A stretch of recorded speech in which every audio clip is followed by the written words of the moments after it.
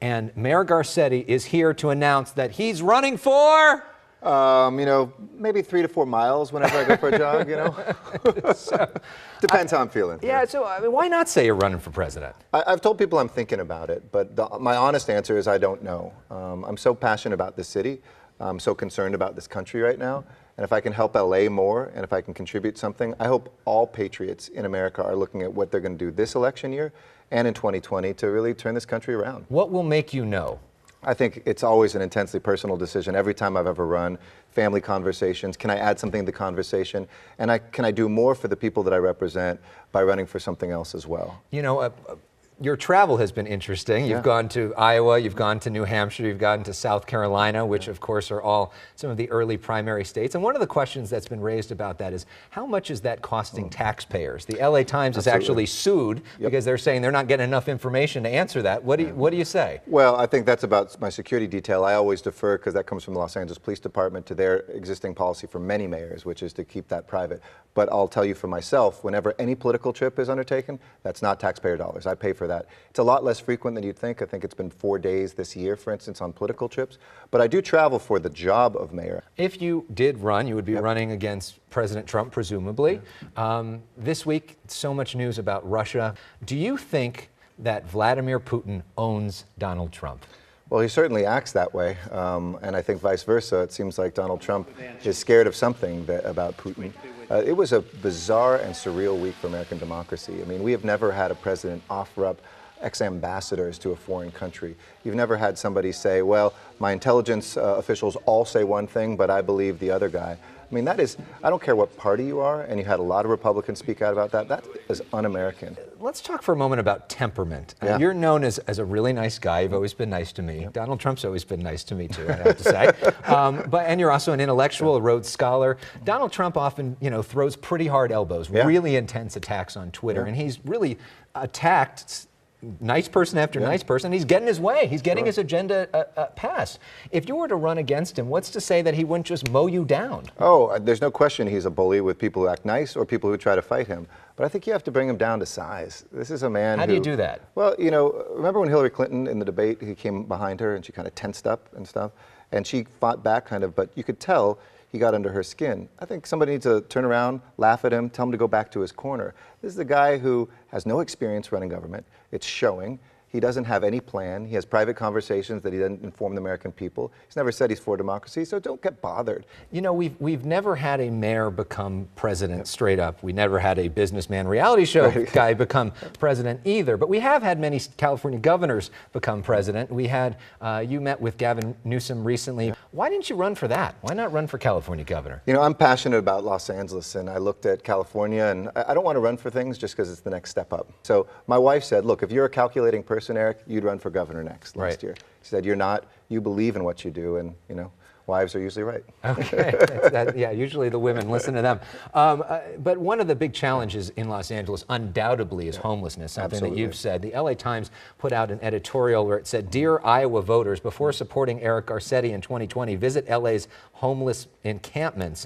So what do you say to critics who say, you've been a failure when it comes to homelessness? Well, look, the failure on homelessness is decades in the making, and everybody can point fingers to the public who have said no to housing, government officials. The county is the primary solver of homelessness. But I took responsibility day one on this job, and I'm very proud of Los Angeles. We passed the 2 largest homelessness measures in U.S. history. That money's just starting to come online. We had the first dip in 9 years. It is a moral and humanitarian crisis, and I would welcome a national conversation on that, because it's not unique to L.A. Did you know that in Washington there's more homeless per capita in our nation's capital? But it's worse here than in most places. We've got 31,000 homeless people according to the account, one of the things you've been trying to do, there's this El Pueblo where you're trying to build essentially near Olvera Street. Build housing, temporary housing. That's cost already $2.7 million, $700,000 to build a deck there. 45 people are going to go there. I mean, is that the model? Absolutely it is. Remember, those are 45 beds. They'll recycle 3 or 4 times a year and be there for 3 years. So you're talking about hundreds of people. And if you want people to come off the street, you can't just stick them in warehouses. You can't just stick them in a bed. No services, not allowed to bring their pets, no 3 meals. Where are people going to eat? Where are they going to have conversations with their therapist? How are they going to get into anti-addiction treatment? That is how we do it. And it's much more expensive to wait and say, okay, I'll save money and keep them on the street. We've tried that for decades, and I refuse to continue the status quo. Let's also talk about traffic, one of the other big intractable problems. I mean, is there really anything you can do on a big level to really fix this besides sort of the minor takes at it? There's no silver bullet, but it's no longer minor takes, and I don't think we've done enough in the past. Why didn't we get, rail to the airport? I changed that. Why just one subway? When now we're looking at 15 rail lines thanks to Measure M. That's the largest transportation initiative in the nation's history ×2. Will I see it in the next year? Of course not. Those things take a few years to get built. But it's also about the technology that's coming.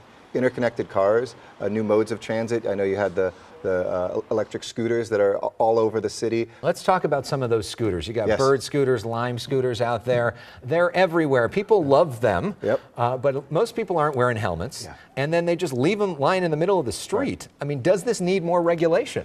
I think it doesn't need regulation necessarily, although we are developing standards with these companies. I want to be the kind of city that says yes to new technologies, that says yes to great new companies. This is based here, but also remind people you should be wearing a helmet. You should make sure that folks that are under 16 aren't out there in the middle of traffic. But I think it's really exciting. It shows LA, which has more tech jobs than anywhere in the country, is innovating. I'd rather get to yes, but we did sit down with them and say, look, don't just dump them all over the sidewalk. Let's figure out those standards together. Don't make us regulate you. Let's see if we can come to an agreement together, and those are the negotiations underway. But what happens when somebody gets hit not wearing a helmet? We are seeing a lot of accidents coming at the emergency room. So, I know that, for instance, one of them offers free helmets, Bird. People should avail themselves of that. It might require a state law, the same way we do for motorcycles at some point. But when I came in, people were saying, kill off Uber and Lyft. Well, thank goodness I didn't. I mean, they've been an asset to this city. They've been helpful to folks. We've made money off them in the airport. I think what people need to do is listen, not say that they have all the answers, and government, vice versa, not overregulate. What do you view as your greatest success as mayor and your greatest challenge or your greatest problem? I think, no question, the greatest challenge is our housing crisis. Homelessness is the manifestation of that. We need to build more housing. But the greatest success has been to the comeback of LA. This is one of our great decades. More tourists, more cargo, more jobs than we've ever had in our history. More people coming to LAX than ever before. Finally getting rail to LAX, the Olympics coming, 2 new football teams. But we're doing this work with a conscience. Okay, we like to have some fun on this show too. So we want to get to know you.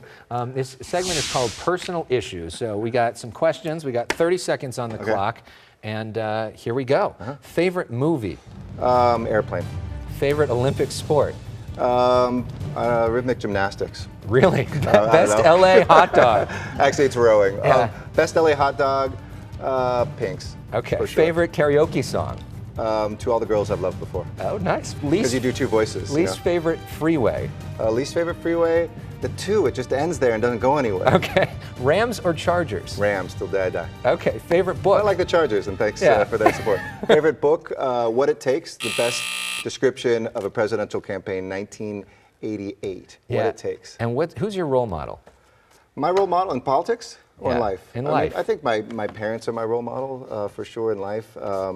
And I have to say this, my wife, she is somebody who grew up without a lot, and I met her when we rode Scholars together. She is an amazing woman. And one thing that your dad, Gil Garcetti, who of course a lot of people know, the former district attorney, and you have in common is your love of photography. Yes. And we've got some of your pictures that we wanted to show as well. Follow at Eric Garcetti to see some of these. What is it about photography that you love so much? My grandfather, who's an immigrant from Mexico, was an amateur photographer. My dad is now a professional photographer.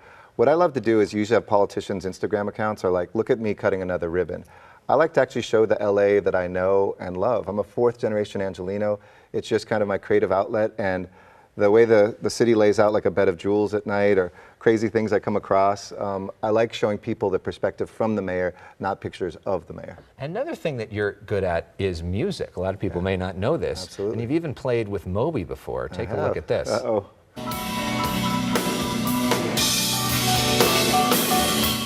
So what's that about? I thought I was going to go into music. My grandparents met as pianists in music school. My mom plays. My daughter's now playing.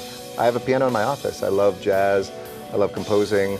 It is definitely my creative outlet, and it's LA, Well, we've got a bit of a surprise for you. We didn't tell you this ahead of time, but our house band from Good Day LA earlier left their piano behind. So if you come over Let's do it. With us over here, Awesome. we're going to change up the lights a bit. Oh, I can see it now. Yeah.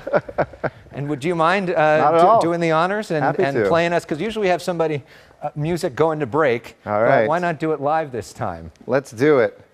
And thanks for watching The Issue Is. There we go. This is a little song I've been working on. Actually, it's called Central Avenue, after the Central Avenue Jazz.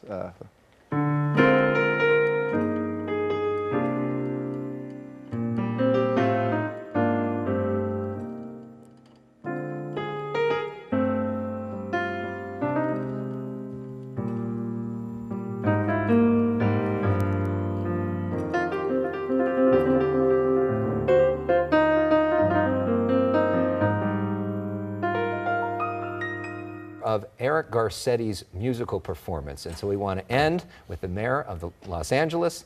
Take it away.